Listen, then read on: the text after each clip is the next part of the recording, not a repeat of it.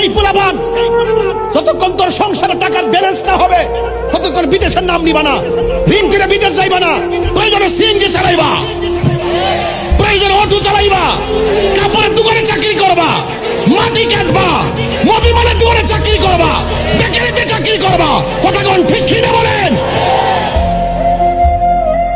ঋণ করে বাপের টেনশনে ফেলাই দিয়ে বিদেশ যাইবা, বিদেশ যাওয়ার পরে বাপি দিবে এই দিক দিয়ে ঋণের চাপ, ওই দিকটা তোমার দিব চাপ, তুমি চাকরি হইতা না, শেষ পর্যন্ত তুমি এটারে চাপ মনে করে আত্মহত্যা করবা। তাহলে এমন বিদেশ দরকার। বিদেশিরা কিন্তু আজারে কাটা না, আমি দেখেছি ওরা চাকরি করে, ওরা আজারে বসে গল্প করে না, ওরা টাইম মতো যা, টাইম মতো আসে, কাপড় চোপড় ধইয়া নিজে রান্না কইরা নিজে একটু ঘুমাইতে পারে না ঠিক মতো, আবার কাজে জায়গা। আগের মতন তো এখন বিদেশ নাই, আগে তো মোটামুটি চলছে। এখন তো যেই টাকা বছরে রুজি করে এই টাকা আকামাতি জায়গা। কথা কন ঠিক কিনা? নাইলে সে অবৈধ হয়ে যায়, আবার দেশে পাঠাই দিবে, এই ডরও তো আছে।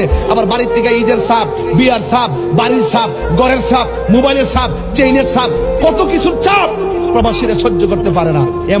এমন সংসারও আছে। কথা কন ঠিক না বেঠে?